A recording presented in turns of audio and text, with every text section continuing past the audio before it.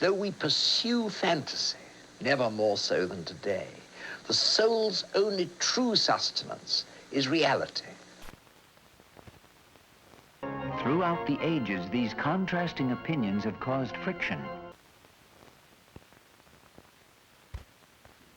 In the quest to figure out how exactly we ought to approach life, when it comes to the nitty-gritty, the ethical concerns, what we do, what we wear, how we think, what this all is, how this began, we have to most often turn to religion for these more base answers, these more fundamental answers.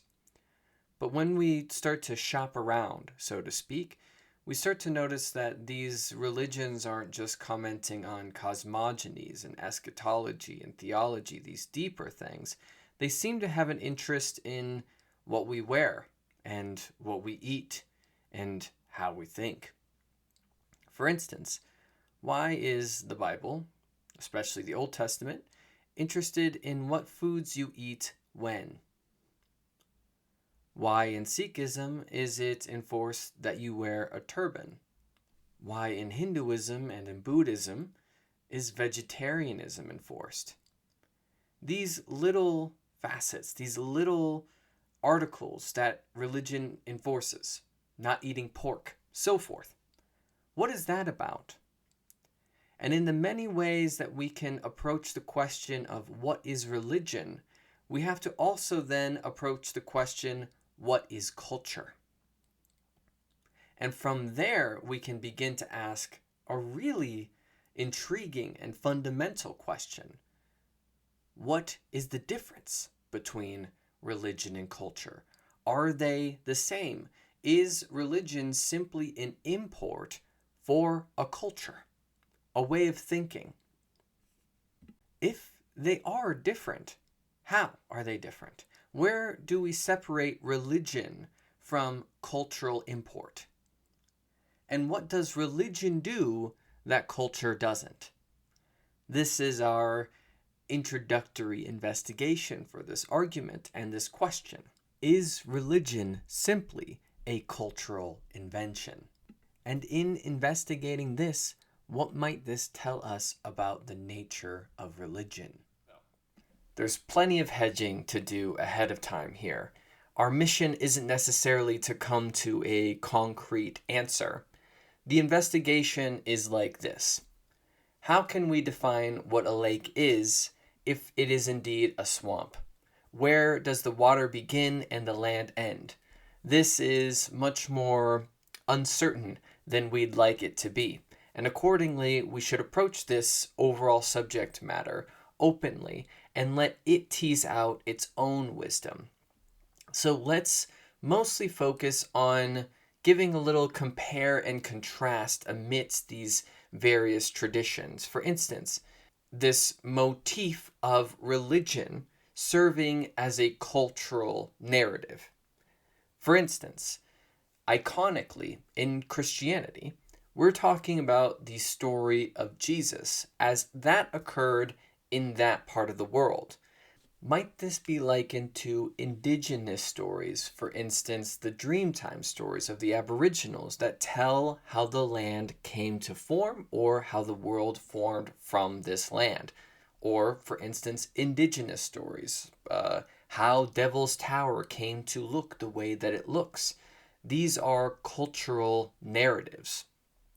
The migration of Muhammad to Medina, the vision of Zoroaster of the greater monolithic Ahura Mazda. Adding the extra layer makes this even more confusing in a way. For instance, how does the Epic of Gilgamesh fit into this? How does Dante's Inferno or the Odyssey fit into this? Do these cultural narratives constitute culture or constitute religion? And you can see how they all play in the same proximity. They aren't necessarily distinctive in this way. Nonetheless, we can observe that religion and culture have this tendency to include cultural narrative as an import. It's not necessarily just about, again, the theology, the eschatology, and the ethics. It tells the story of a certain people. To further muddy the field here, or the pool, going with our swamp analogy, we should look to these various arts, language, and identity. The creation of certain architecture as it is evocative of a certain culture. We look to Southeast Asia. We ask, oh, is this not simply Buddhist? When in fact, this form of architecture very well predates any assimilation into Buddhism in the area. However, Buddhism becomes tied to this form of architecture, to this ancestral temple making. And the same, of course, extends out to India. When we see these various temples, are they Hindu or are they culturally ancestral to the area? Do they predate these forms of worship? Where does one begin and the other end? And of course, this goes out to the stylistic cathedrals of the Gothic or of the Renaissance. These different forms as they are cultural movements, but they relay religious import. They use religion as a means or as a flavor of cultural expression. Islam is known for its calligraphy. Where does this begin and end? Accordingly, Gregorian chants. Is this ancestral to the paganism that was there prior to any Christianization?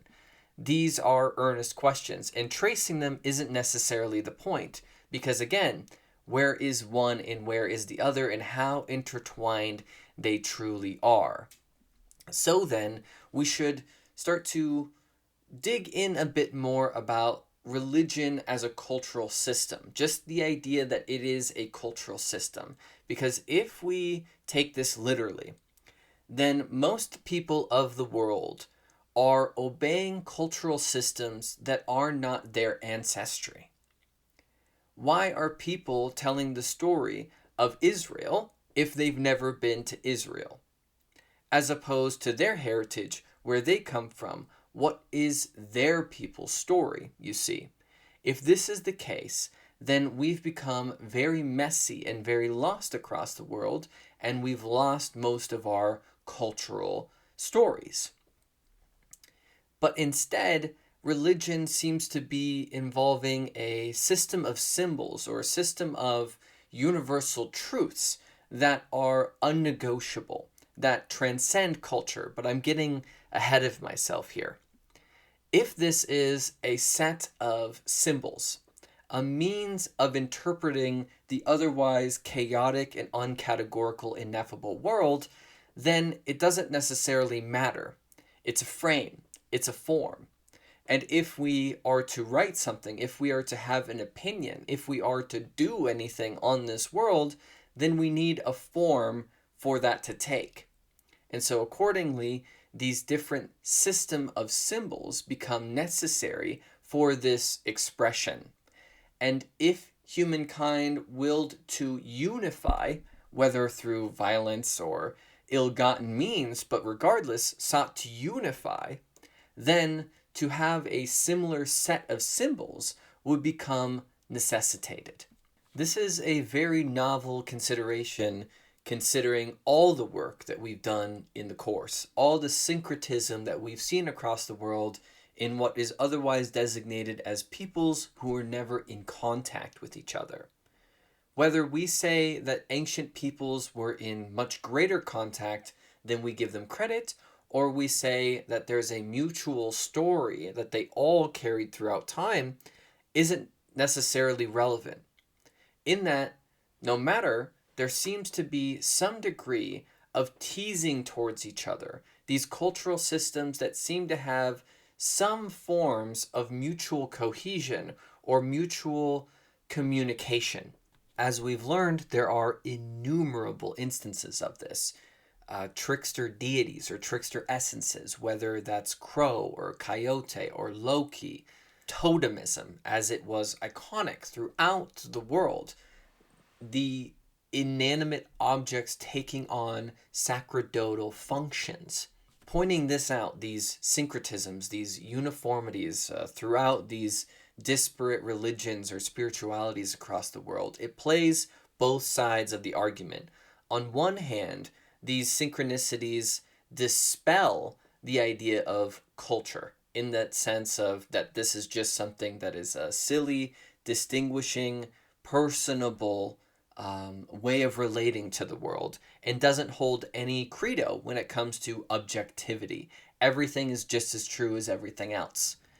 But then, on the other hand, the fact that these syncretisms exist hints at this other objectivity, this unification, or that which is sought underneath the guise of culture, or that which is foundational and goes beyond culture.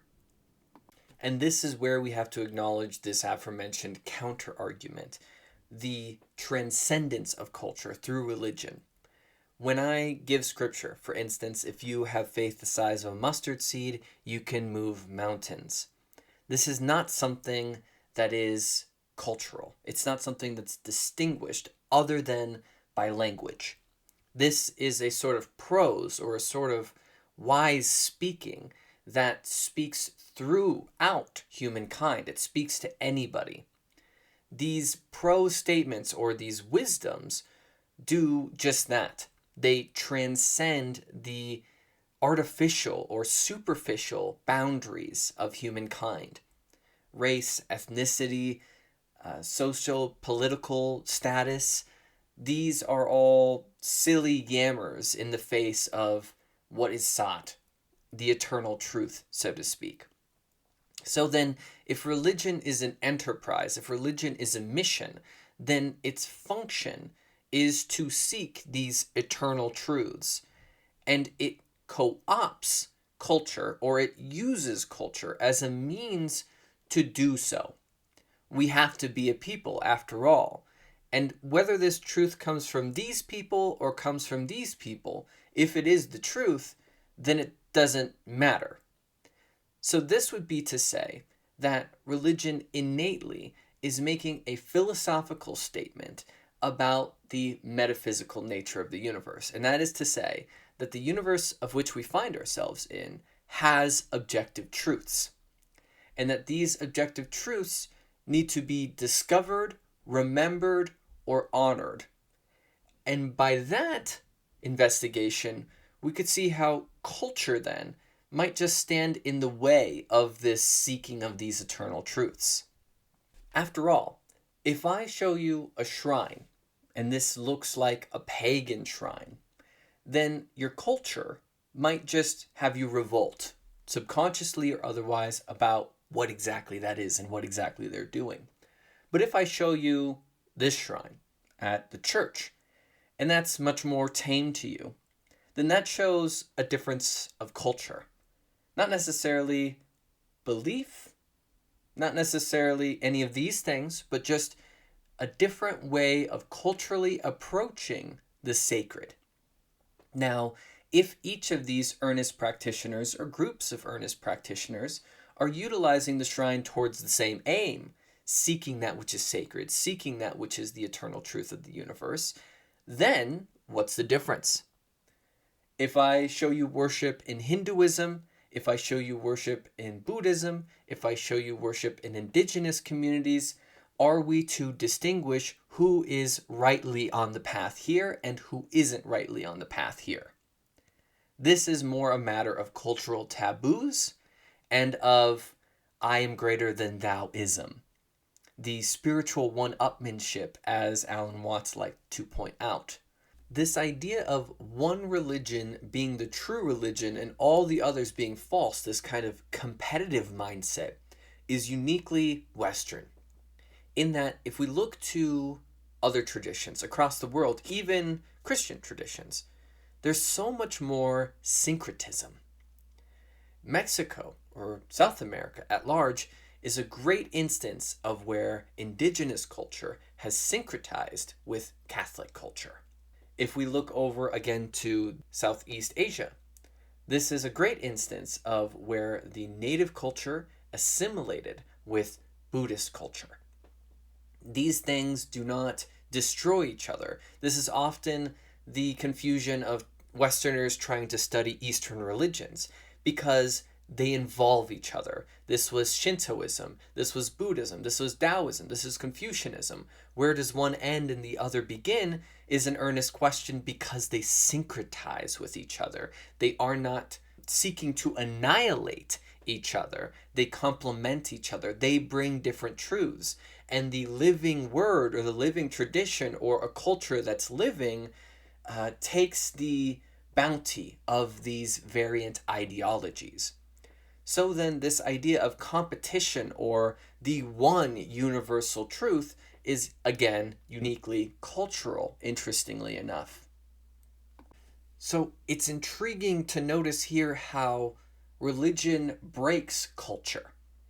It transcends it not only in its pursuit and its ideals, but it also changes it fundamentally. It seems to deal with culture on a foundational level that can shift its whole metaphysic, its whole philosophy and approach towards life. Religion, when introduced, can change a whole worldview for the next generation and generations to come. It can change the whole trajectory of a people's, for better or for worse, of course. The will to share, the will to express or to give, provide these universal wisdoms that have been discovered is earnest. And when this is the case, this is what transcends cultural boundaries. And this is ultimately, perhaps, a diagnosis for the modern world and how we're seeing religion decay and decay and decay. This is not simply a decay of culture, but it's a decaying of that which is sacred, or the approach of that which is sacred, the seeking of this truth, this eternal truth, or the sublime. This cultural relativism that comes with this subject, potentially, of just pointing out, yeah, religion is just cultural, and thus it's silly and superficial. That trivializes the sacred. If you go too far down the road of cultural relativism, it always leads to nihilism. And this is what's becoming of us. Because the baby we threw out with the bathwater, so to speak, was the sacred and the mystery and this earnest seeking, that which truly unified these various traditions. But on the other hand, curiously, culture can continue without religion. It doesn't necessarily need it for the creation of art or the creation of architecture or to go on. But it seems that if this is the case, then that culture continues towards this aforementioned nihilism. What it's continuing for is up for question. What is being sought by that culture? Where is it going? What's the aim? What's the mission? What are we doing? And so there we see something very distinguished here, very, very special, that in this way, the seeking of that which is sacred, or the seeking of the universal truth, or the seeking of the mystery, the wonderment of it all, was our kind of heart for going on, for humanity to continue what it was on about. This might be at least a partial truth, or at least a truth within many truths here, because we have a whole nother element to talk about, and that is religion as not a cultural import, but an ethical import, an ethical system.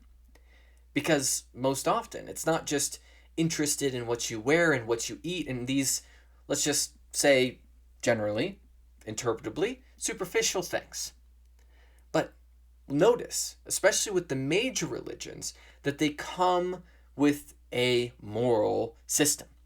This is the 10 Commandments. This is the 5 precepts in Buddhism. This is Sharia in Islam.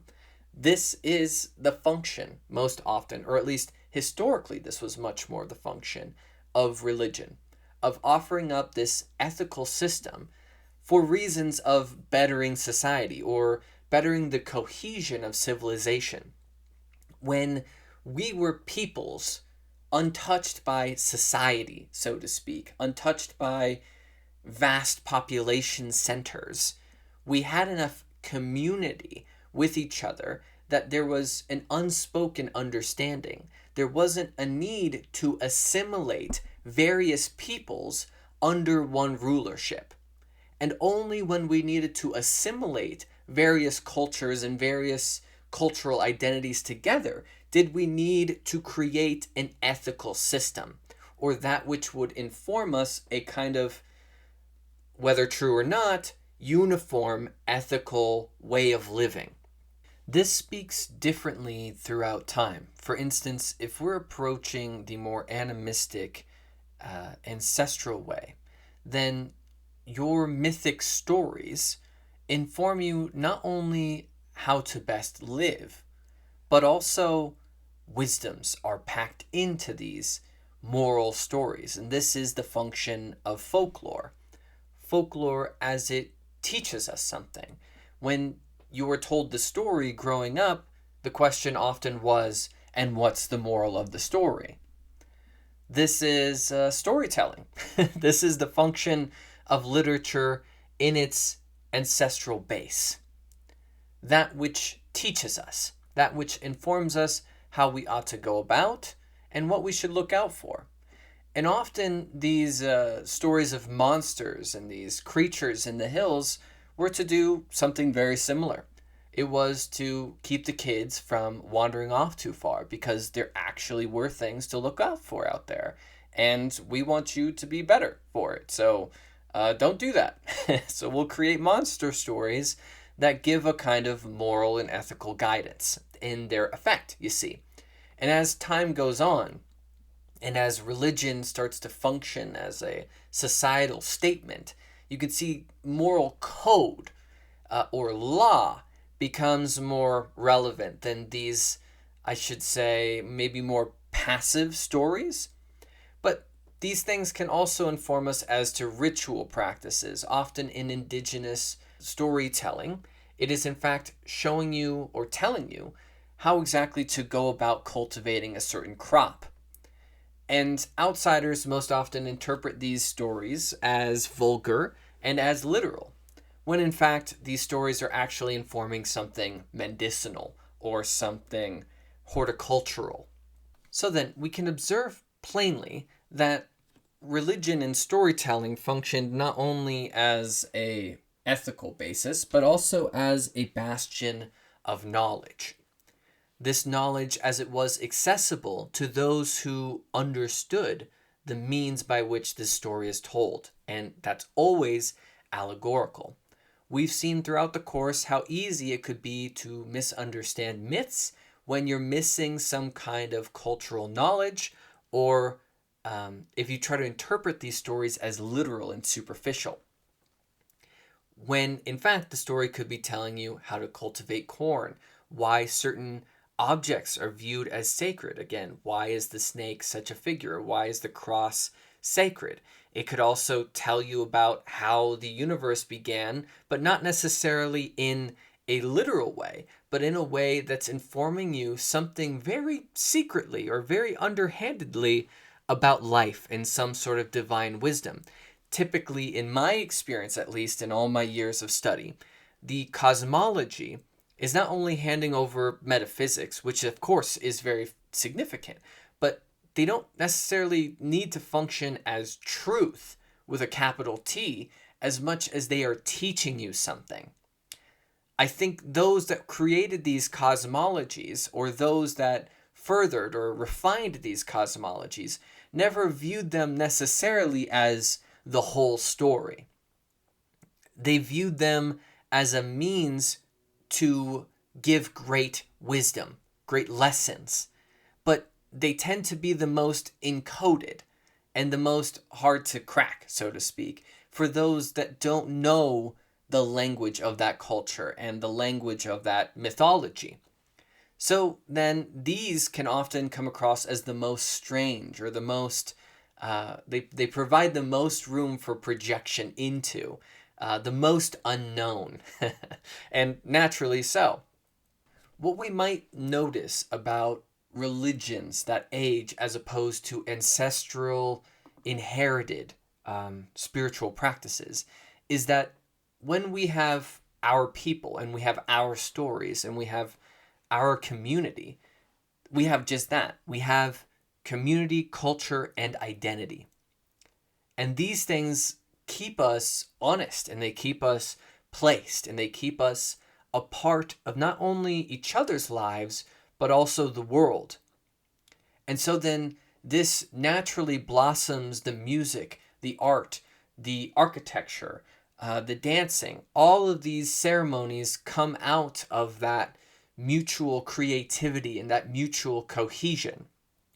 However, when there are significantly more people under assimilated society, then this is no longer storytelling purely for the purpose of our own belongingness, but now this is storytelling which is trying to take on the guise of hard and fast, unnegotiable metaphysical truth. The modern creation stories in modern religions are thus given in this way. These stories are not given or understood any longer as purely allegorical. They are understood as nothing other than unnegotiable.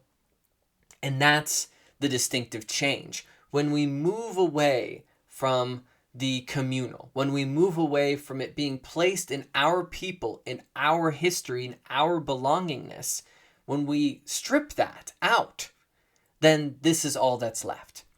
And this is reductionist, I know, but it is worthy of observation. It's worthy of noticing. The religion then functions as a moral, ethical, cultural import, modern religions that is, that tells people how to act and what reality is. It doesn't only offer up stories that offer some sort of lesson or import or pure wisdom distillation, but they are in fact coming at you in a way that tells you purely what is completely.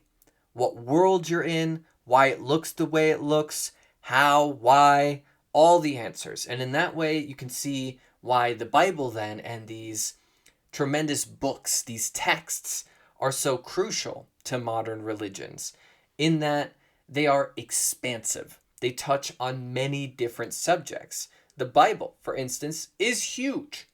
There's so much that you can deduce from its material. And so then it seems to have a kind of opus quality where it can touch on any of these categories. And thus, there must be the answers to everything in there and nothing is left untouched. This is a very different appeal, but nonetheless, it's doing exactly what I said.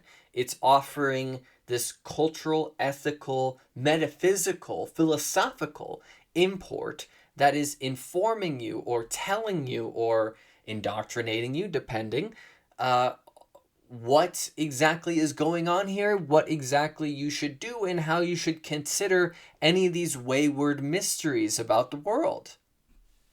And so in that way, the anthropological view, or what we're speaking to here, is very clear, once more, about it being a cultural import.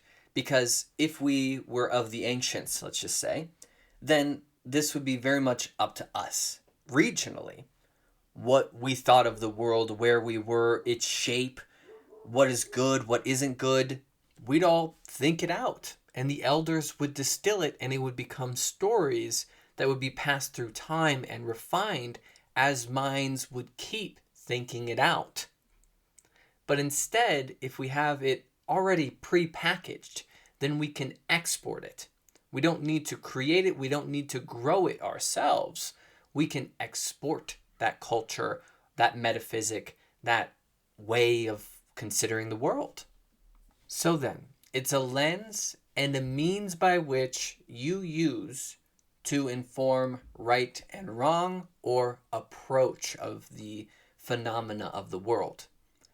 So to dissect all the moving parts here, to put them apart, We have, on one hand, an ethical system, as it isn't necessarily distinguished from other parts, but there's that part. Then we have mythology and narrative, as it informs the ethical system, but also hides these eternal wisdoms, or our narrative as a people, or as humankind. And then there's ritual and symbolic action, whether totemism or Sunday church. This is the means by which these people, or this culture, or those who believe this religion, approach the sacred, or the symbolic. And then there's the aesthetic expression, which is mostly cultural, but utilizes the religious. It utilizes the iconography. And then lastly comes the elusive part, which is the metaphysical claims, the innate philosophy, the phenomenology, the eschatology, the theology, the ultimate reality. And these wisdoms, or these claims, are interspersed throughout these other parts, but is nonetheless distinct of itself. So, ethical system, mythology, narrative, ritual, aesthetics, metaphysics, all of this is a part of what is the religion and also what is the cultural, because it should be spoken aloud that even though a culture is devoid of religion, and as expressed previously, a culture can continue without religion, it still is making a stance on each of these subjects. It still has something to say about where humankind came from, how the universe began, what it thinks of ritual, what it thinks of sacred things, what it does with its own aesthetics and why it does that, and what metaphysical claims there are. No matter what culture you're in, there is a metaphysical basis to it. This is not something that anybody can escape. The culture that you live in is built on top of metaphysical claims. But let's make this a little more personable. When you look into the life of Christ as it's portrayed, what does that make you feel, and how do you interpret that? And when you look into the life of the Buddha, and you ask yourself, what does that make me feel, and how do I interpret this? This is ultimately what this is all about, is the individual's interpretation of what has been handed down through generations. The culture is one thing, and the individual is another. There is what is the religious, and then there is what is the spiritual. Of course, it's very convenient to group everybody of a certain faith together as though they all consider it the same way, as though they all interpret it the same way. But provided nuance, we know that these things are shifty. And we're all seeking what we think. Some of us take handfuls of how other people interpret the material, and then they just share that. And some of us want to seek for ourselves. And this is the spiritual journey, as it is your own becoming, as it is questioning what has been inherited, reacting to what has been inherited. And this is an interesting part of this conversation as well, where religion actually is antithetical to culture, or where it challenges culture. Because if the religion then is playing the part of going with the times, then that tends to be a theocracy, in that it's mirroring the modern culture. Or the modern culture is going against the values of that culture, that spirituality, and then it becomes defiant.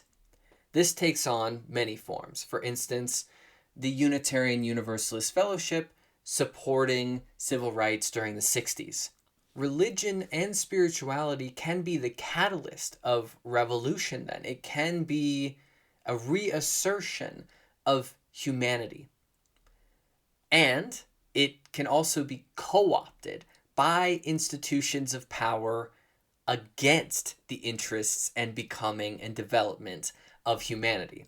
For how many stories can be shared of the burning times or the Crusades, how religion has stood in the way or abjectly destroyed the progress or maturation of humankind?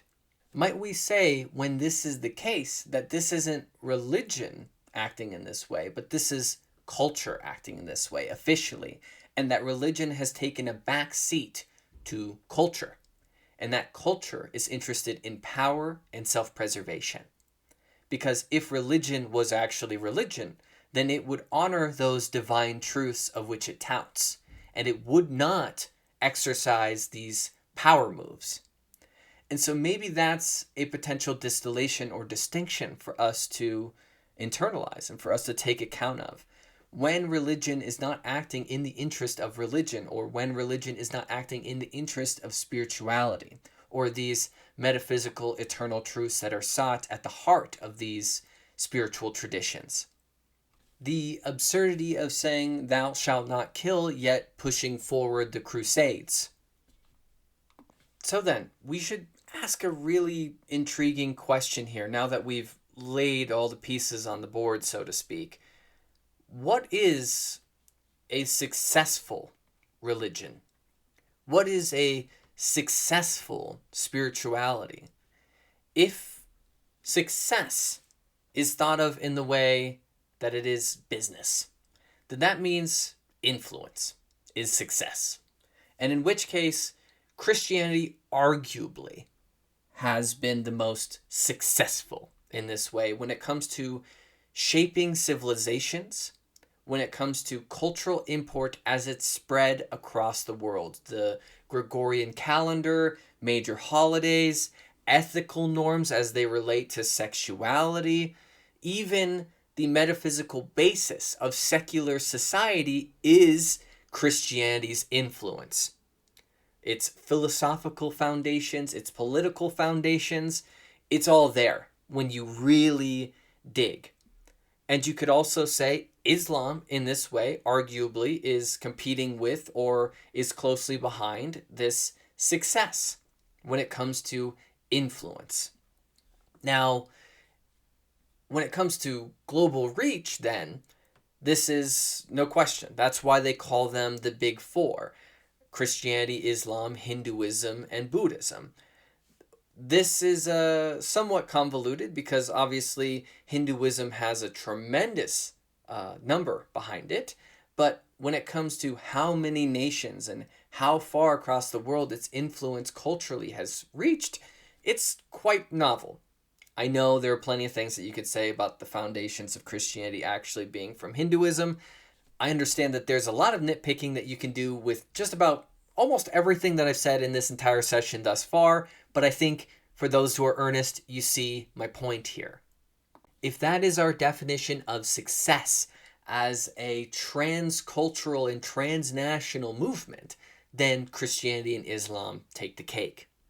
However, if we change the definition of success to philosophical depth, or the personal transformation of an individual's ethical basis, then Buddhism is supremely effective and thus successful. If somebody converts to Christianity or converts to Islam, then you might see that their behaviors change quite a lot. Their habits, who they talk to, who they don't talk to, so forth. But the person themselves isn't necessarily characteristically transformed. Whereas when you see the works of Buddhism and greater Hinduism at work, then you do notice a psychological change, something about the meditative practices, something about the mindfulness and the stillness that's earned. In that process of becoming, you see that the individual actually changes, benefits in some way when it comes to the cessation of their own anxieties, when it comes to their own peacefulness, when it comes to their lack of conflict. In this way, then, if the goal of religion or spirituality is in development, individuation, and maturation, then one could certainly make the case that the East is much more successful when it comes to its actual effectualness, its actual changing of the individual in a transformative way. And the endurance of these traditions as well, the fact that Hinduism is still in the conversation, shows that its success can also be defined by its adaptability and its longevity. This adaptability is particularly poignant, as I pointed out somewhat throughout this session, where the religion isn't this cold and hard stone. It has malleability. The ways of approaching divinity change. The ways of relating about divinity change. Hinduism is very malleable. There are so many variant parts, and there's a little bit for everybody. They don't throw someone out if they deny the presence of all the gods. They can still be Hindu. And in this way, it is a kind of growing curriculum, a growing lexicon of religious stories and motifs. And so in that way, you could say success in religion is longevity, and thus Hinduism, Jainism, and Judaism are actually notable contenders for the most successful religions. But one could easily throw a wrench into this and bring up all of the indigenous traditions, and their length, their continuity is truly without date. You can't say how far back this goes. And technically speaking, you could say the same about Hinduism. Anyway, we now have the expansive view, both the argument and the counter-argument. Is religion a cultural invention? And the answer is no and yes. In a very sincere way of speaking, culture would not exist without religion, since culture cannot truly exist without metaphysical foundations.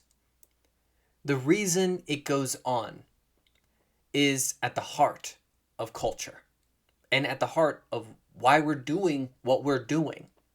Specifically, when we get on the level of society, when we get on the level of cities and nations, and when we create religions to deal with that, then this becomes much more complicated of a subject. What is religion and what is cultural is more messy, but still somewhat distinguishable. Whereas, if we take it back to our roots, if we take it back to the indigenous and the ancestral, then religion and culture are one and the same. They function towards the same ends. You do this, you make this art in this way because of the inherited stories. You go about the hunt in this way because of these inherited stories, these mythological folk tales, these wisdoms that you've inherited from your ancestors. You can see how functionally this is completely different. Versus when we have religion to deal in the modern sense, society, then a person can have the distinction between what they do on the day-to-day life and what they believe religiously. And this can only happen in this modern sense of what religion has become to the West specifically, and the categorical nature of its becoming. We have reinvented its function. We've changed its function over time. And thus its incongruous nature, its inconsistent nature becomes apparent when we can act against the ethical structure of the given religion, yet still claim to be a part of that given religion. When, it should be said, historically speaking, this was never the case. You would go fully in on the discipline that was touted by this imported religious structure. you would honor that imported religious structure in all of its tenets, and you would honor all of its rules. This is much more apparent in the Eastern religions than it is in the Western religions, where in the West, there tends to be always this incongruous nature. And in the East, when religion is practiced, it is practiced most often in earnest, in line with the tenets of which it's giving. With regards to Western history especially, at some point, religion stopped being the driver of culture, and culture began to be the driver of religion. And in the modern age, this shedding of the sacred has been almost continuously shaved away at. The sacred, at least in its stereotypical presentation, is most often interpreted as silly. These ceremonies have forgotten the reason behind their own function. They lack the very substance that was supposed to be there in the first place, the very purpose of its becoming, of its happening. The transformation of individuals in earnest, in their internal phenomena. The actual transformation and maturation and initiation of an individual into the greater mysteries of the universe. This is its initial intent, its initial function, is that you as an individual are transformed by it, and that it introduces you to the objective, greater questions of the universe. And this transformation of yourself ought to be measurable or discernible by others. This isn't something that is purely, let's just say, ceremonious or for appearances. The real sauce of this seems to have been most often lost. Ritual becomes habitual. It becomes routine. It doesn't have that pang that maybe it once had or maybe it ought to.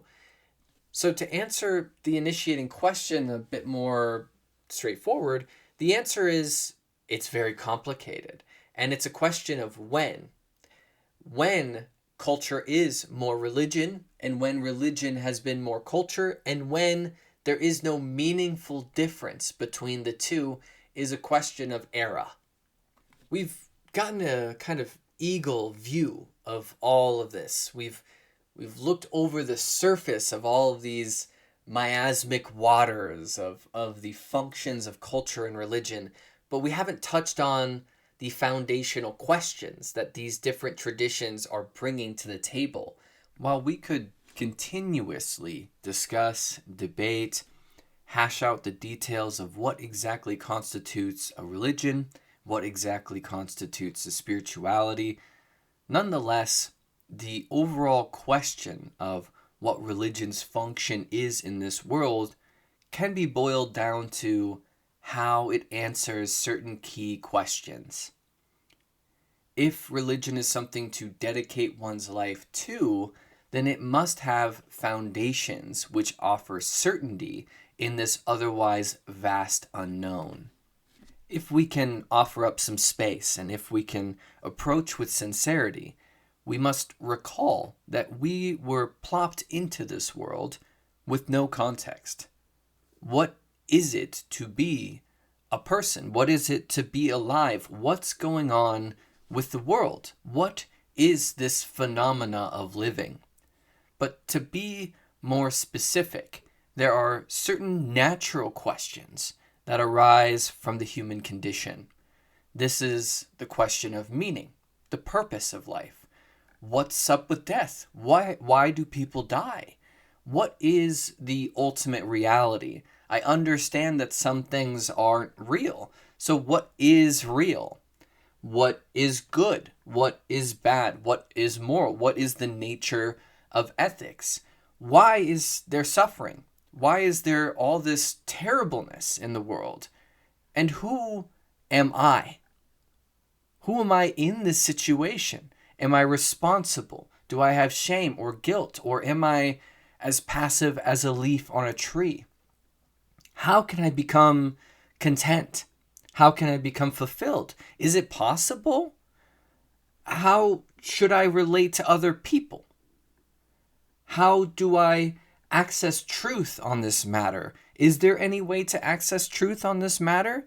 And lastly, what is sacred? Is anything sacred? All of these questions tease at the heart of the variant traditions that we've inherited across time. Each of them tend to this in a different way. Some of them speak closer to each other, and some of them speak further away. But our dedication in this session is to see how these questions are answered, and also to wonder about the nature of truth.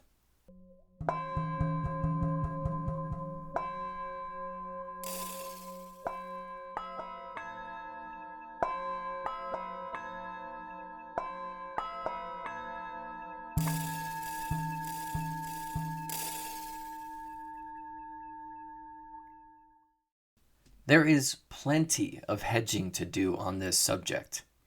These are not all of the answers that religions and spiritual traditions provide. Also, each of these questions that we're going to be rattling through would each deserve their own course. Not even just a session, but their own course of dedication, a lifetime of dedication that's been given to these traditions to even tease at some of these answers. With that said, our exploration of these answers on the surface to the existential foundational questions of living tease out the priorities or what answers we've summoned. In all of this great mystery and all of this great wondering that human beings have taken towards, what answers have we come up with? So in that, let's explore with that kind of mindedness. Let's begin then with a big one. The meaning, the purpose of life. If we speak to the most ancient, the animist to the pagan, then it is to cultivate, connect with, and give reverence to nature in some form. The continuity of life and the assisting of the continuity of life is the best way to speak to this. This extends itself to variant traditions, whether it's Druidry, whether it's Wiccan, or it's Shintoism. These all speak to this same sort of ethic, that life in itself is sacred and purposeful, and its continuity in all of its forms is important, that the rhythm keeps chiming. Now, when we're approaching more occult fascinations, when we're approaching more religious fascinations, this becomes more individuated. So, for instance, as a broad way of speaking to the occult tradition, this is the discovery and the fulfillment of one's will.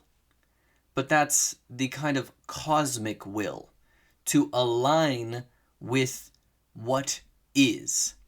This idea of an external agent of truth with a capital T that we align with.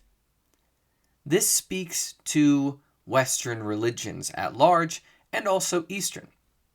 So for instance, if we were to speak about Hinduism as an example, to fulfill one's dharma, to go with what you're supposed to do, your life path, your life purpose, and to use that to seek liberation, moksha. This escaping of the cycle of rebirth then is your individual release from the weight of living. We can immediately see how this has changed substantially based off of animism and shamanism. What was the fulfillment of life and to help perpetuate life continuously, as we are a small part of it, Now, in Hinduism, as it will inspire all the other religions, we have to instead think of ourselves as something different and as something to escape.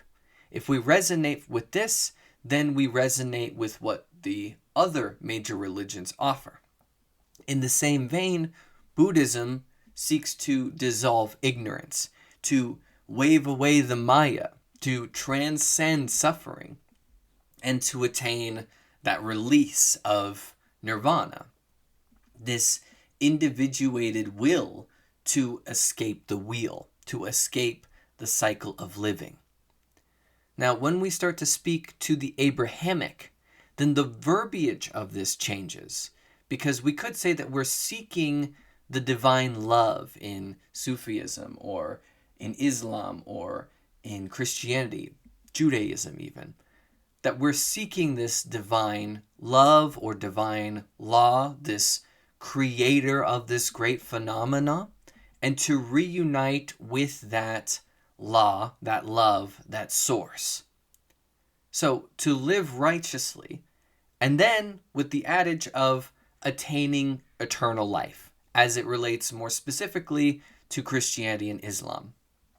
Now, this verbiage is different, God, for instance, but it is effectively saying the same thing in the way of purpose, to shake off what doesn't serve you and to seek that which serves all of this.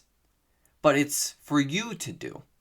You need to step up and you need to put in the work, the discipline, or some sort of action to make that happen. And that's where the real differences with the major religions come in.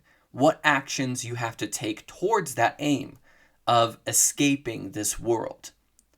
But all of them have that precondition, that context, that foundation, that this is something to escape. So when it comes to purpose, then, what is the meaning or purpose? It effectively takes those two ethics. Either we wish to be a part of it, which is our ancestral way of thinking, to assist it, to go with it. This is a Taoist sort of approach. But that going with it towards what end seems to be the question. Whatever it is, whether it's leading us to a continuity of this world improving, or whether it's an escape, a release from this world.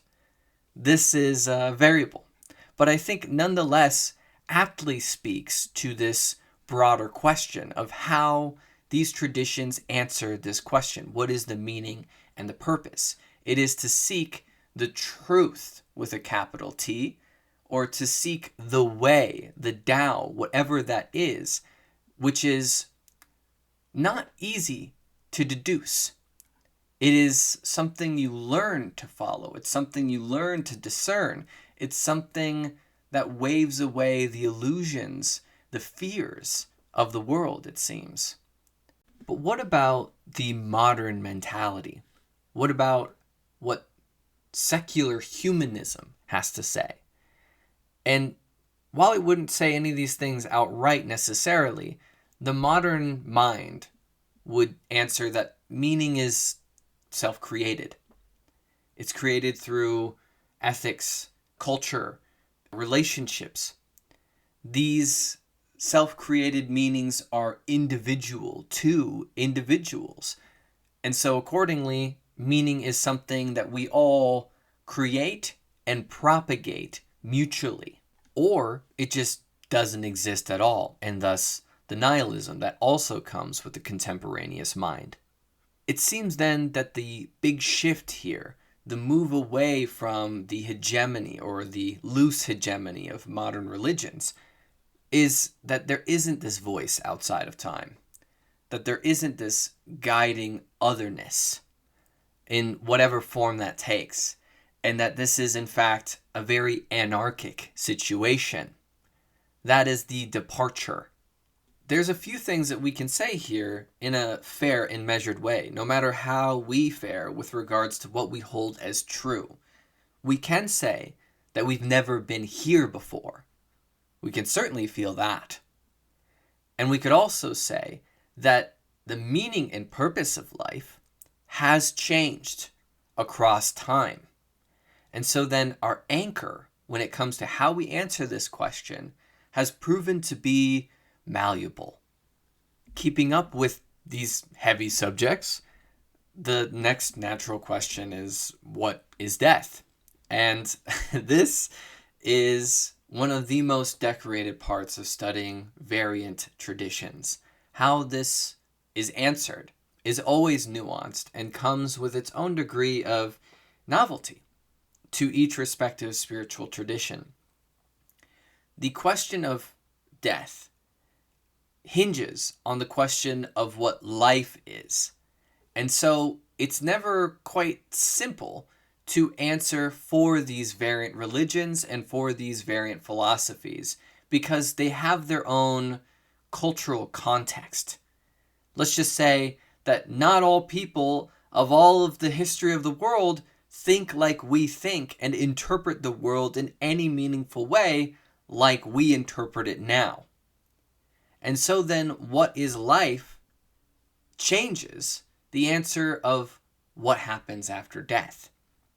With that said, the secular view, to contrast with that immediately, is that our consciousness ceases, and that death is the end of personal existence, and with the scientific occupation, mentality, this would spell the end of all.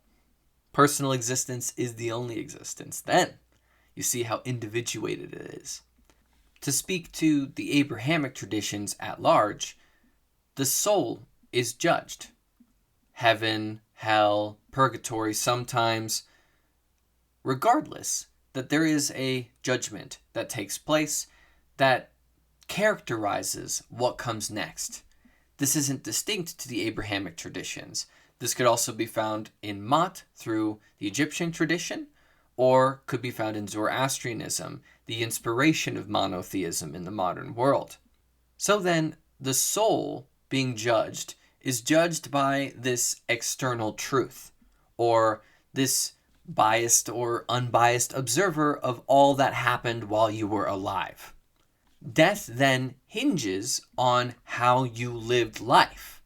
How you lived life dictates where you will go after it.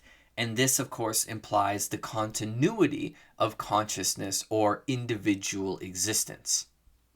Entertaining a more broad stroke of occultism or spiritualism or multidimensional humanism, it's not very far off in the sense that the soul's continuity has more range. There are many other realms of being that the soul can venture into, and it's not as dichotomous as it is in the Abrahamic traditions. Where the individuated soul goes is technically infinite.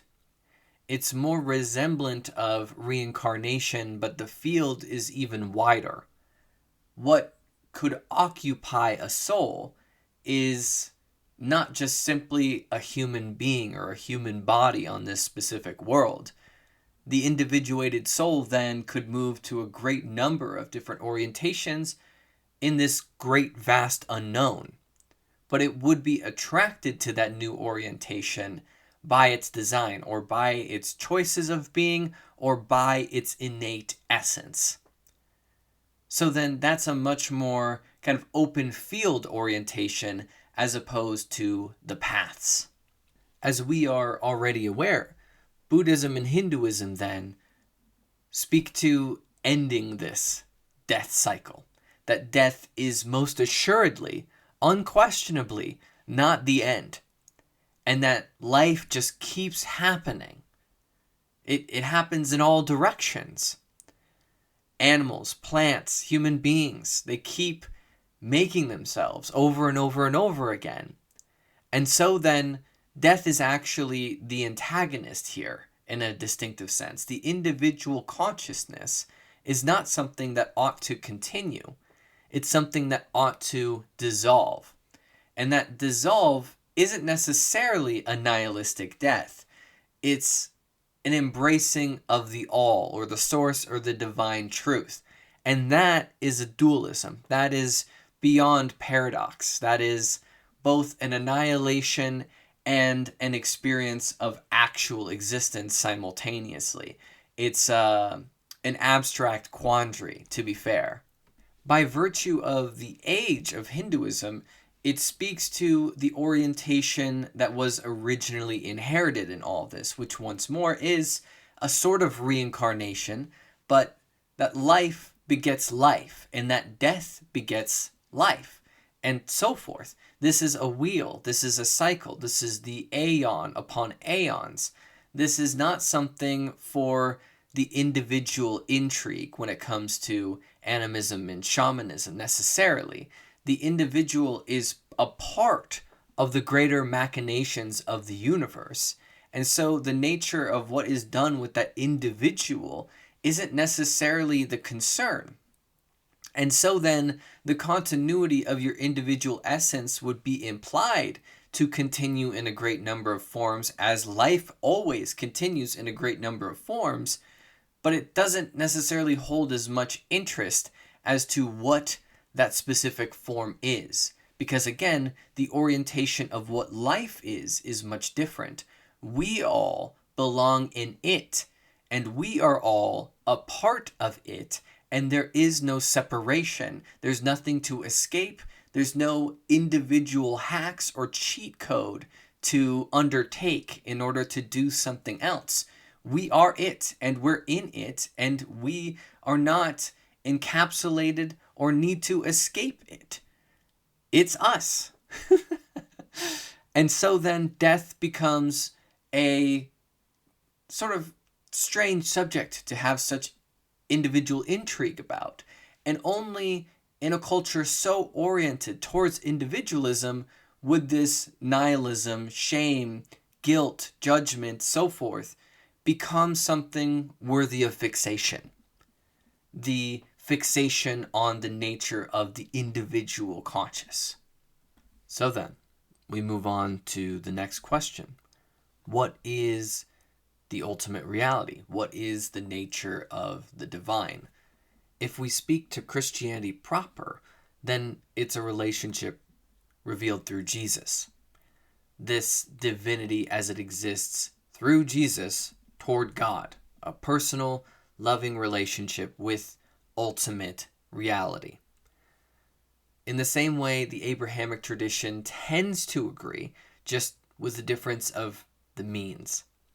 Whether God is Allah or Yahweh, this is still ultimately the same kind of aspiration. This transcendent creator who is a reality or has a reality outside of material existence. The Brahman, when it comes to Hinduism at large, is this infinite, impersonal ground of all of reality, the constitution of reality, and that this is something experientiable or can be sought, where Buddhism here takes its distinctive difference. There is no creator God. Reality is a form of emptiness or formfulness. When it comes to the divine itself, this is an incorporeal nature. So it branches off in this way. Buddhism has a different means of articulation, a different foundation of articulation, speaking broadly.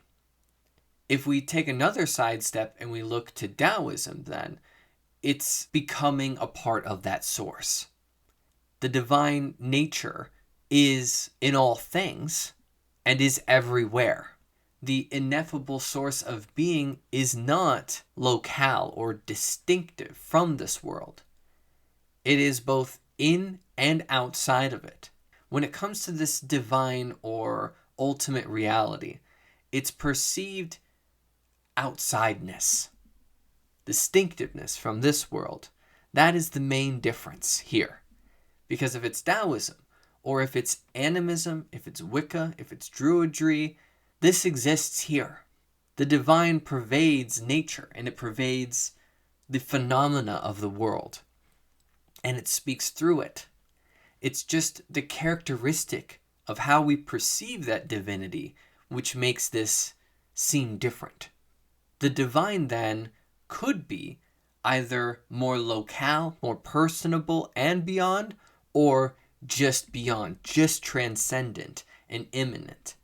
Whether it's the patterns, the pater, the patterns of the world, or it's also caught up in the mater, the material of the world, that is where we draw the line in the sand, so to speak. But then comes the additional complication, which is mostly introduced by more modern occultism or New Age movements, which is that the divine is also within. And this is, again, not necessarily different than its original orientation in animism and shamanism.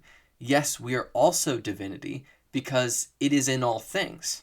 But the difference in the occult tradition or the New Age traditions is that this divinity can be utilized in a much more power-oriented way. This can be the creation of the world.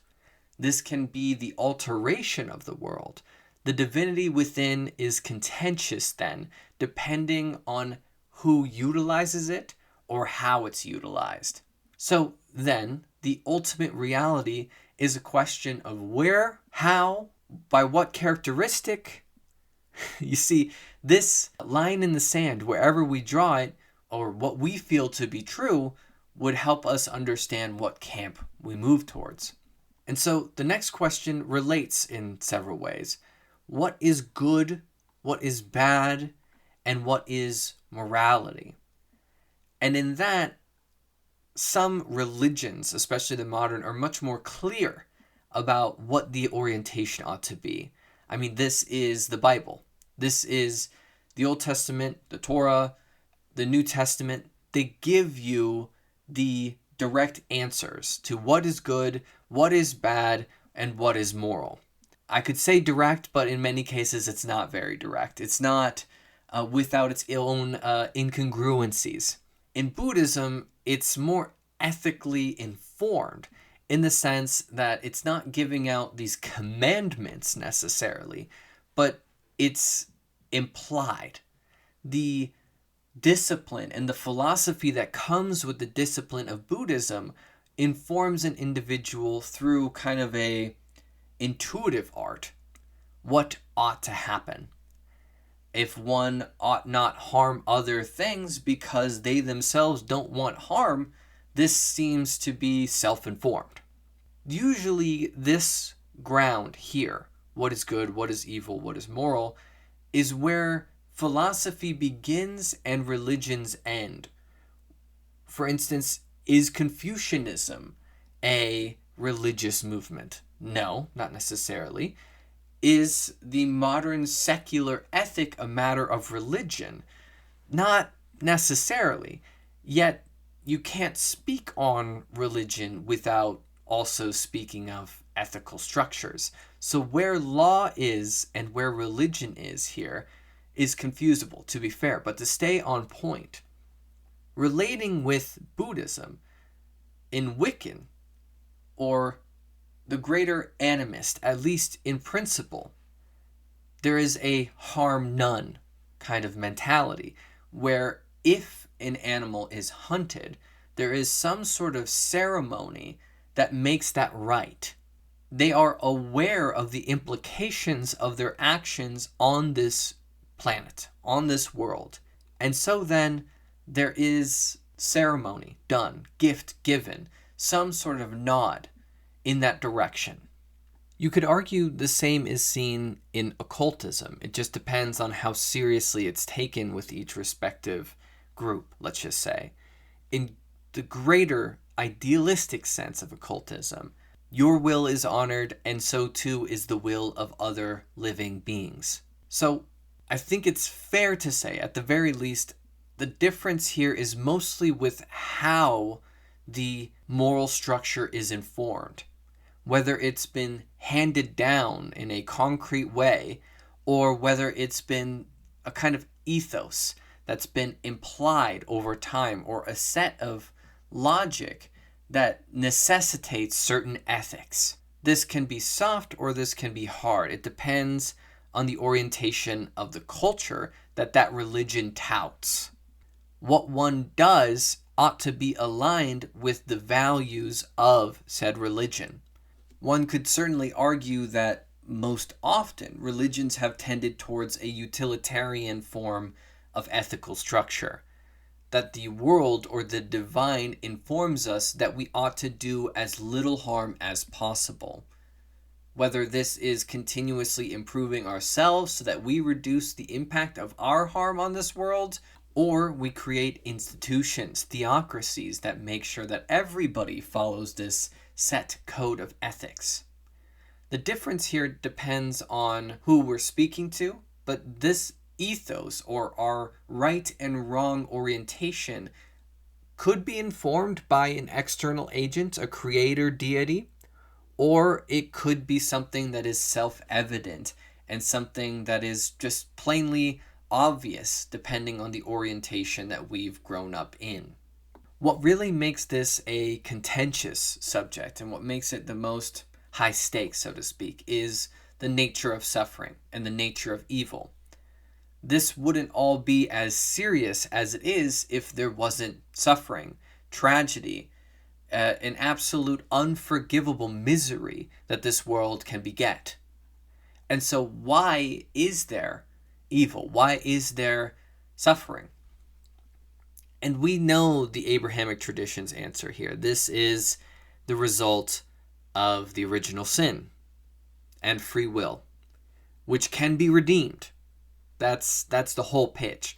But we also know throughout the course that in the Gnostic or the Manichaean tradition, or in other ideas that were being floated around in this same era, that original sin wasn't the fault of man, that it was in fact the fault of the angels. This variates that why is there suffering in the world answer, and also affects the ethos of Christianity. Buddhism would say that suffering is ignorance. It is desire and it's ignorance, and it inevitably comes from those things. And so your awareness or your awakening is the only way to get rid of suffering. So there's a kind of A plus B equals C here. This is where it comes from. It's not a matter of mythology. It's something that you can work on. And here's how we do that. So it's not placing the origin of suffering in a long-lost era. Hinduism then would speak in a similar vein and say that this is caused by karma. And this can be a lot messier because karma comes from the past. Karma is caused from your actions in the present and will affect you in the future accordingly. Karma is a lot more interwoven. It is the summation of actions. But, yet again, here is a method that helps to move through spiritual growth to reduce this karma to the point that it can be waved away. So, once more, the suffering does not exist somewhere else. It was not born somewhere else. Islam would say that suffering is a test from God, that this is like the book of Job. Suffering is an opportunity for growth. And so then that suffering is from the external in a real sense, but it's a kind of catalyst for becoming. As a broad stroke, if we speak to mysticism, it agrees with this overall premise, where suffering is just something that simply reveals yourself. It reveals your soul. It assists you in your unveiling. Hermeticism, alchemy, this all agrees here, where suffering has a purpose. It has a kind of mediumship that offers you something. It's not something to be avoided or something to be eradicated necessarily. It's something to be not just endured, but utilized. So then the nature of suffering is, in a way, beneficent. It ought to be there for the becoming of the individuated soul or individuated consciousness, or It is the means by which everything grows out from. If there wasn't suffering, then why would the seed will to become a tree, and that tree will to grow ever closer to the sun? Suffering then as a fuel or a motivator for becoming, for life, for things to aspire and to change, to create, facilitate a dynamism. This is a highly nuanced subject, though. There are certain events in life that are so unforgivable, so tragic, that how could you ever claim that any of this would make something, that it would be of any use? And this is where we can step in different directions, you see. Overall, though, if we reproach animism, if we reproach that ancient pagan orientation, then all of this suffering is a result of stepping away from that natural rhythm. To go with that natural rhythm, to go with that Tao, to go with that will of the universe, of the world, would reduce all of this substantially. Suffering wouldn't be eradicated or annihilated, but it would be severely reduced. If only we would go with the way. If only we would go with the rhythm of nature. But that's a hard sell for many. So to speak broadly to the answers here, there's those that would say that suffering is born from this external agent. There's suffering that's born of our own doings. There's the suffering that's born inherently in this world by our own actions, by our desires. And then there's the suffering that is just needless, that so quickly could be done away with, whether societally or individually, that we just allow to continue. And now we reach a shift in this kind of existential quandary that we have here. Our next question is, who am I? The nature of the self. One of the true mysteries of all this is, who am I in all of this? If we're speaking in the Abrahamic sense, then we are a soul created in the image of God. So in that way, we are a small part of God, a reflection of God, a deviation of God. And then Buddhism takes a very different tone here. The question here would be, what self? What self are you referring to? Is identity anything more than a collection of experiences? Who is the I that I am referring to? What is the nature of self? This is much more vapid in the Buddhist orientation. I am an expression of the world. I am a happening. So what identity am I clinging to? What identity would I be a reflection of?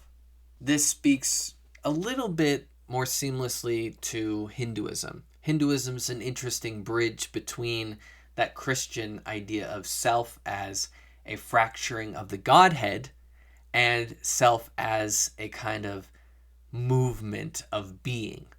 Hinduism then can kind of play both teams here depending on where your orientation is in Hinduism. Animism, shamanism, and paganism takes a different camp on this, which is that we are the lineage of our ancestors. We are a compilation of those who have come before, in a very overly simplistic way of speaking. We are an inheritance and a continuity. So our self is not distinctively ourself. I am not this sharp enclosure. I am not an island. I am a continuity of those who have been before and those who will be. So this nature rhythm, this natural rhythm, this continuity then is what I am. I am not distinct from all that is around and all that will be around and all that was around before me. And in an odd way, occultism and New Age movements tend back towards this. Perhaps it's the influence from neo-paganism. That's a different speculation. But to speak broadly to the occult and the New Age, the self has many layers. The self exists on many different planes of being. The self is not plainly who I am or who I appear to you as right now. I don't even know all the parts of who I am. I am not necessarily conscious of all the scope of my being, all the different realms I'm participating in. Once more, we run into a quandary here when it comes to answering this foundational question, because in order to understand who I am, we have to make a statement about what life is and what's going on. But most importantly, when it comes to religion, what the nature of the soul is. Where did it come from is the foundational question there. The innate metaphysical assumptions of that given religion would tell you the answer to this by the answer of what the nature of death is. What death is tells you what life is. What life is tells you where you came from, and by extension, who you are and what you're doing here. All of that is wrapped up together in the same thread, so to speak. So who I am is dependent on who's around me and what they say is going on here. Who I am is a matter of what the world allows me to be. But to flip that, who I am is defined by myself. Whose camp I wish to enter on this front informs me as to what I'm constituted by or of. The modern world is in a great debacle when it comes to identity. These variant traditions offer answers to identity in a large scope. We can go all the way to Buddhism and refute the fact that I'm much of a self to speak to at all. Or we could speak to the much more New Age preoccupation and say that I am the center of the universe. I am the axis mundi. Can both of these things be true? I think, interestingly, even though the question of self is so interdependent and interrelated to all these very serious questions, at the same time, it's at the center of all of these questions. And how you answer these things depends on how all these other answers are tended to. But let's try to get out of that spiral and look to a related question, which is, how can I find fulfillment? How can I find peace in this world? And you can see why this is related, because the question is, how can I find it? Not how we can find it, not how the world moves towards a kind of pleromic utopia, but how can I get there?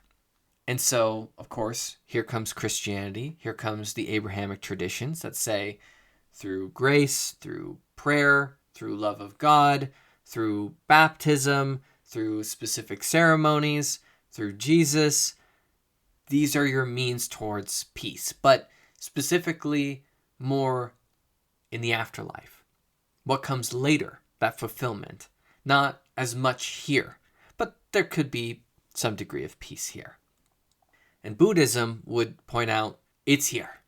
The ethical living, the discipline, meditation, mindfulness, insight, learning, initiation, all of this is a means that you can work towards today that brings inner peace, that brings fulfillment. And it doesn't have the check get paid later, so to speak. That's the difference in this orientation. In Sufism or mysticism, fulfillment comes from access to love, to music, to remembrance of self, remembrance of the divine. So in seeking the spiritual actively, in seeking the becoming and the fulfillment of life, you'll find it. You just have to seek it. You have to make yourself available to it, and that it's here. and we can speak to the afterlife, sure, but it's accessible here. Other traditions bring a more hard-nosed orientation towards this, thus the kind of modern intrigue with Stoicism, where through this kind of grit, through virtue, through rationality, you can reach a sense of fulfillment. A different means towards that, a different flavor of approach, certainly, but once more, it promises it in this world. And the New Age does this as well. If you do your work, if you reach alignment with your higher self, if you figure out the right practices, you will become fulfilled. You will have a degree of great realization. And that's the Gnostic orientation as well. Most often in the Western esotericism, it's pushing the individual towards a great realization. And it promises this great realization, alchemy, so forth, that once you get there, it's done, really. But it's something that can be done here, in this world, in this body, as you are, you're approaching it. And once you have it, you're good. And so then, most often, the answer to this question, how I find inner peace and fulfillment, is promised in this world through certain actions that our ancestors have gone through a lot of work to figure out how to actually be happy and fulfilled. And if you take an honest eye and you look out at this world, you'll see madness, that we are insufferable people. We're never happy. Wherever we go, however much is given, however much is promised, however much is immediately available to us, we always have something. There's always something else. And so then, our ancestors have labored, have been concerned about this, and have tried to find a way, or have found a way, to stop this, to alleviate this, and to become fulfilled in life. And they offer up this way, or this way, or this way, and whichever way you gel with, whichever way reaches your vibes best, whichever way you can vibe with, is the answer, so to speak, or a answer, or a means towards cultivating this. But what's interesting about this is that those who are most fulfilled aren't seeking for themselves. Their spiritual work and their prayers aren't for themselves. It's for the world. The selfishness of one's seeking of this fulfillment is an indication of where they're at. But when one uses these tools or these means or these disciplines towards helping other people, doing ceremonies for the village, ceremonies for the world, for other people, being a healer, this is the sign of an individual who's really onto something. And this speaks to the next question. How should I or we relate to others? As mentioned, we are plopped onto this world, and we, encapsulated in our own bodies, notice that allegedly there are others that are like us, that are in the same situation as us. And as we try to understand what is even going on with us, we're also saddled with the alleged responsibility of what to do with others. And so this is where the answers become much more universal across religions. Christianity, in spite of the many other ways that it stood apart, would say forgiveness, love, charity, community. Buddhism would say lovingness, compassion, nonviolence. Islam would emphasize justice and mercy, social responsibility. Hinduism would say, don't make waves. The Dharma of all people should be honored. Paganism, Druidry, green witchcraft, all of this would say that the earth should be honored, that the earth should be revered, that we should be stewards of the earth. And Hermeticism, occultism, and the New Age, at least ideally speaking, would preach responsibility, ethical responsibility in action, in thought, in will, that we should be free, that we should respect each other, and that we should all do whatever we can to uphold goodness in this world. So, in this way, all of these different traditions, all of these different spiritual orientations have a central sort of ethos. All of these attributes that I've mentioned, all of these characteristics, these virtues, these values, they can get along. They are not preaching a different orientation. So then a question there is, does it matter? And what I mean is, does what you believe matter? If these are the effects, if you can manage to pull off these effects, these virtues and these values, does what you believe matter? If you can radiate, inspire, and perpetuate forgivingness, lovingness, compassion, nonviolence, all of these in practice, then what is the rest of it on about? But it is fair to say that perhaps you're not capable of initiating and perpetuating and bringing these characteristics unless you've reached a certain state of fulfillment or maturation. Until you become aware of who you are, what you're doing, and where you're at, can you provide these things? So in an odd way, this one hints at the spiritual evolution or spiritual becoming or spiritual journey or the journey up the holy mountain, so to speak. And that leads to the next question, which is, how can we access this divine truth, this sacredness, this knowledge that brings me to a greater state of being, a greater state of realization, alignment, so forth. And this leads to a lot of differences once more. Christianity and Islam would say it's through scripture. It's through the prophets. It's through revelation. These are the works. Read them. This is how it's done. Hinduism would have something similar to say. Look through these sacred texts. Practice meditation. Listen to gurus. Buddhism wouldn't so much have these sacred scriptures as much as they would say it's within. Follow the teachers, follow the meditation, follow the disciplines, but it's within. Seek it, you'll find it. Mysticism would push something very similar in this regard. It's through union with the world. When you become a part of the world, when you honor your intuitions and you let go, you surrender, you push into these contemplative practices, you push into the questions at the heart of living, at the heart of your existential detriment.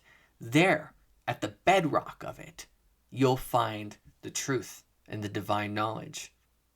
Push through the suffering, and it's there. Use it. And indigenous traditions would say that it's always making itself available in a variant number of ways. It comes to you through dreams. It comes to you through totems. It comes to you through nature. That the knowledge is always around us. That the divine is always accessible and speaking to you. So then the question there is how you're orientated. Are you closed off from it? And then if we get more pagan, then it has to be through ceremony.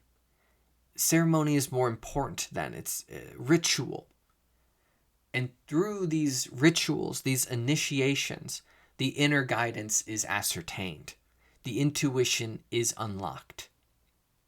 The occult, the New Age, a great series of different means are utilized in order to access this knowledge. Meditation, conjurations, esoteric study, initiations, all of these things can lead to personal revelation. And so then, how we approach or how we access the truth, this divine knowledge, is a substantial variable when it comes to what tradition.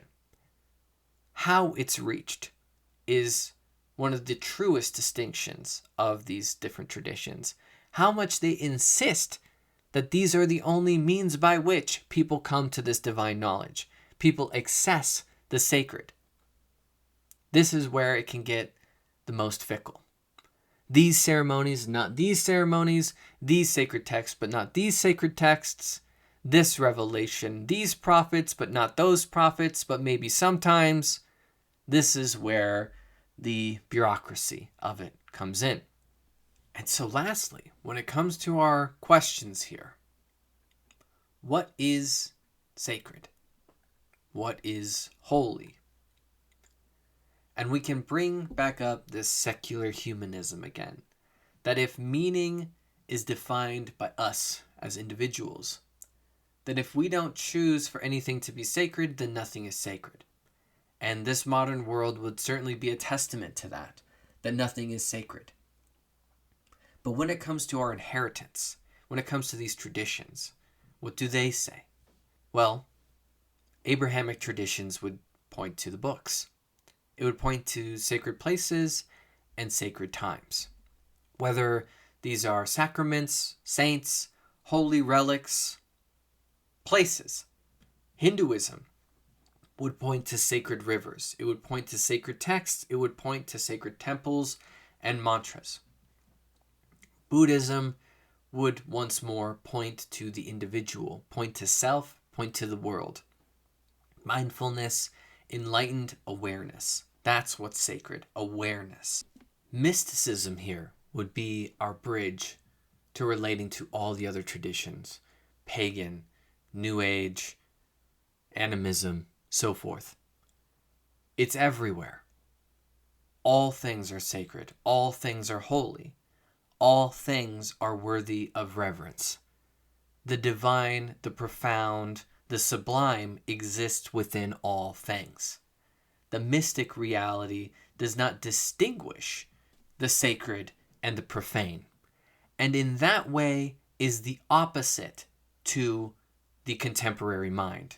The contemporary mind says everything is profane and nothing is sacred. Where again, the mystic says everything is sacred and nothing is profane. And both of them have a degree of truth. Both of them are correct, but in different ways. And that's what leads us to the final quandary here. What is the nature of truth?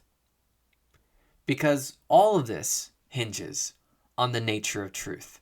Who is correct? Who is not correct? What is the orientation and what isn't the orientation? And Western culture in particular facilitates this mindset that there is one correct person, that there is one correct way of being, and that there is an answer, an objective answer, that most people are just too stupid or silly to see. Or is it to say that truth is plural, that there are many truths, and that many are actually constituted by nothing more than people's mutual belief? That it's a kind of collection of fairy dust, and that we all give a pinch of it towards it. And so then the question is philosophical.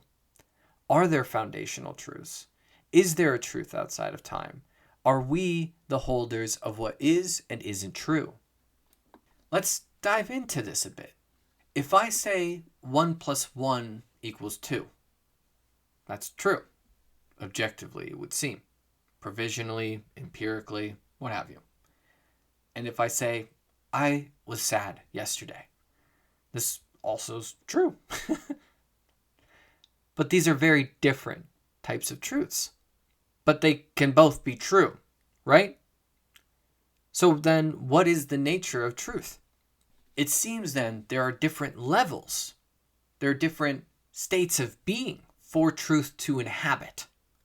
And this is where I'm going to bring up an old linguistic trick. We say psychology, etymology, sociology. Logy is like a log, like a different branch on the tree of knowledge. And if I ask, what is the truth? Well, the truth is etymologically meaning tree. Druid,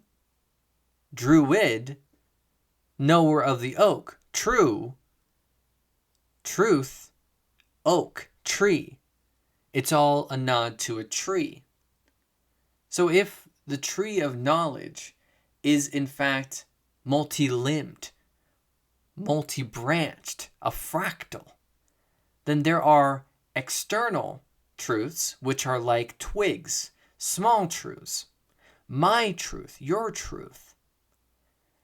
And then there's the trunk, there's the foundational truths. I can say things like, we are all one.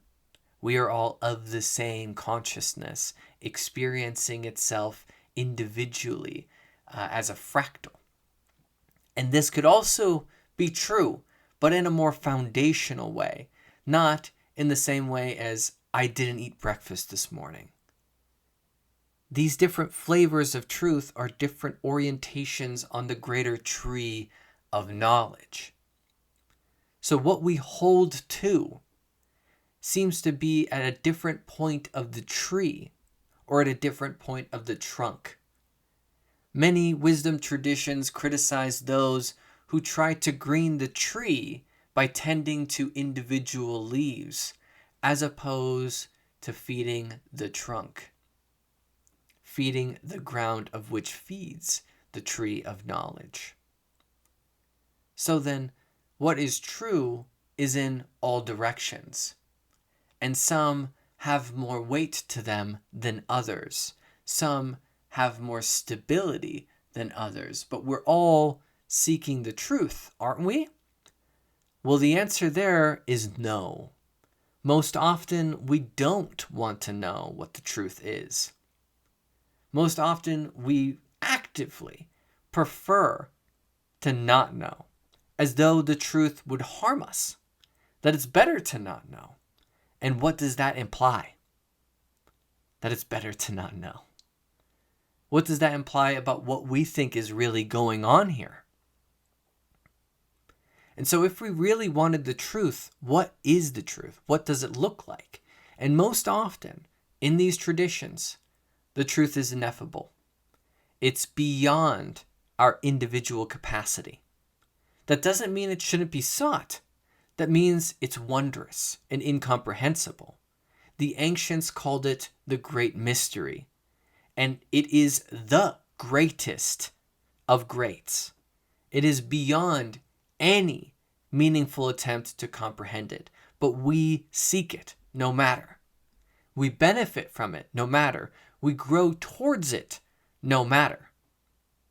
How we seek it, where we find it, seems individual. It seems a matter of intuition. It seems a matter of seeking. It seems a matter of motivation. This certainly could be a whole course of itself, a discussion of the implications in the innate philosophy of truth. But let's speak broadly. In a way, truth is a mirror of reality. It's our attempt to get as close to it as possible, but it proves to be horribly slippery, devious. And then there's a kind of coherent view that it is out there, that the truth is this kind of monolithic thing, and it can be had. And we'll find it. And it won't be slippery once we get our minds right. And then there's the practical end of it, right? Where our orientation with it leads to practical solutions, just practical truths. And we should really seek nothing more. We shouldn't seek answers in the darkness. We shouldn't seek out the unknown. We should just seek truth as it meets our practical needs. That's another view. We'll tend to the leaves. And then there's the truths that we construct, that they would meaningfully not exist at all if we didn't construct them. For instance, history. In many ways, this is a social agreement. We have all come together to say that this was real and this is what's happened. And you could argue whether it's real or not. But nonetheless, there are the truths that we mutually create. Whether we're going to use this as a reason to say there are no objective truths, or whether we're going to use this and say that there are both objective and subjective truths doesn't matter. Nonetheless, we are fully capable of creating truths. And then there's the divine argument once more. The divine truths, the truth behind all of this, the answer or the imaginary answer to why this is all going on, what this is all on about. That is what we're seeking through seeking the divine, through seeking fulfillment, through seeking answers in the darkness, through seeking the truths in the great unknown. That which is beyond our comprehension, that which is beyond our immediate ability to grapple with it. This is a more ancient orientation, a more ancestral orientation of moving towards the great mystery. That the sun is catapulting through space and we're all just following along, spiraling around the sun as it's moving through this vast unknown. And do we have a choice? This is not to say that there's an answer here. It's not to say that there is a fundamental way that we can understand truth, even if I had a full course or session to dedicate to it. It's just to say that this is the seeking. This is the true ground that we're dealing with here. The wonderment at the ground of it all. Who's right, who's not right, where the answers fall is a matter of what you're attracted to. It's a matter of your own intuition. And I hope this has been a guide for you. I hope this has helped you along your path. I hope it's helped you reach a greater degree of clarity and fulfillment as to where you are, who you are, and what this all ought to look like, and where you will for it to move towards.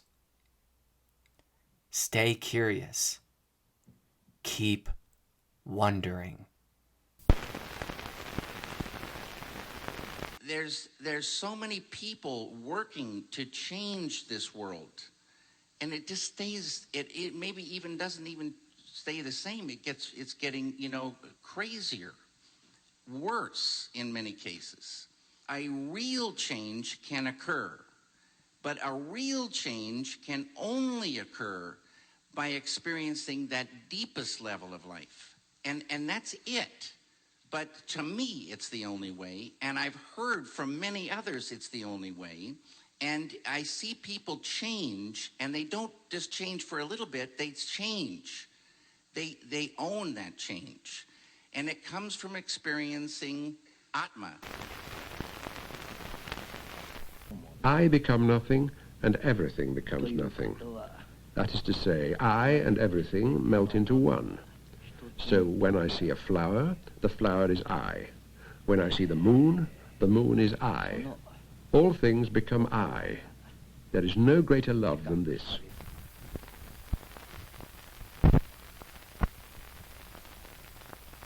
There's nothing deader than an equation.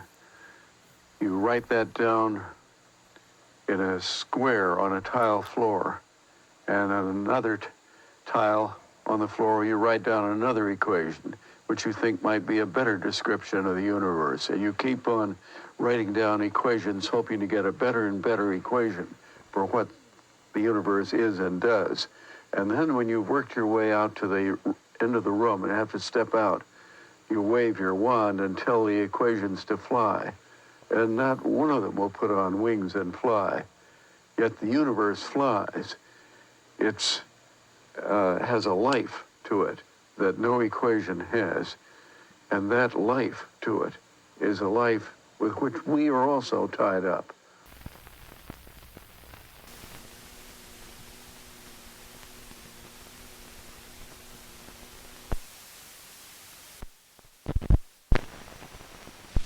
I can see that mankind will never be truly civilized until all races become one in spirit, understanding, brotherly love. It's all so easy. Yet men are making it so hard.